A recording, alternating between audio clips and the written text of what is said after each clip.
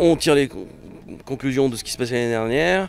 En même temps, on essaye de s'adapter un petit peu aussi au changement climatique. Comme vous avez vu, ça monte de plus en plus dans le nord. On est allé intervenir dans le Jura, on est allé intervenir en Bretagne également. Donc effectivement, on prend en compte tout ça, mais voilà, ça se met en place avec les pompiers, avec l'encadrement, etc. Nous, ici, on est moyens aériens, moyens nationaux, et on dépend du COS, commandement opérationnel de zone. Donc on dépend quand même des pompiers, une fois qu'on est en saison feu. Donc le gros travail de terrain, et donc d'information d'un point de vue des feux, il part du terrain. Et nous, après, on est envoyé en fonction du besoin. Quand on est d'alerte, ici, on est tous positionnés en position d'alerte. On décolle dans la demi-heure sur un feu, quoi. Après, ça dépend de l'éloignement du feu, bien sûr. Alors un Dash va y aller plus vite qu'un Canadair, mais nous, on peut y aller assez vite aussi, parce que le Beech 200 est un avion rapide malgré tout. Et on est juste limité par ce temps d'intervention, si vous voulez, quoi.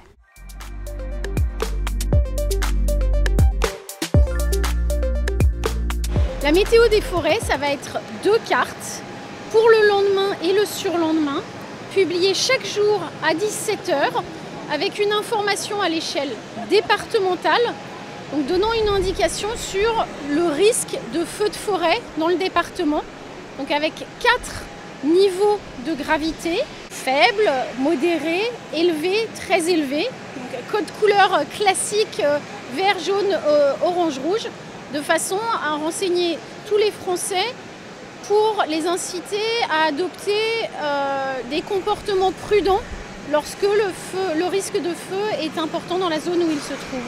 À côté de ce que nous faisons pour le grand public, la météo des forêts, nous avons tout un travail opérationnel avec les SDIS où nous leur apportons des informations encore plus fréquentes, encore plus précises et un appui opérationnel, y compris pendant la phase de lutte contre les incendies.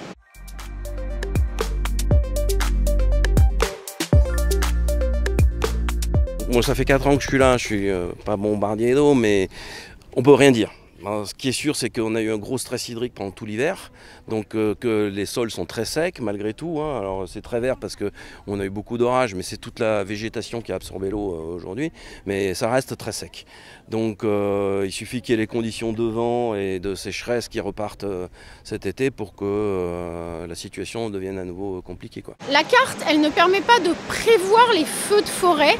Elle permet de prévoir que les conditions météorologiques donnent un risque plus ou moins de feu de forêt. Après, il y a toujours une étincelle au départ, mais ce qu'on espère avec cet outil, c'est sensibiliser tous les Français pour adopter les comportements les plus prudents pour effectivement éviter qu'il y ait ces départs de feu et ensuite ces incendies qui se développent.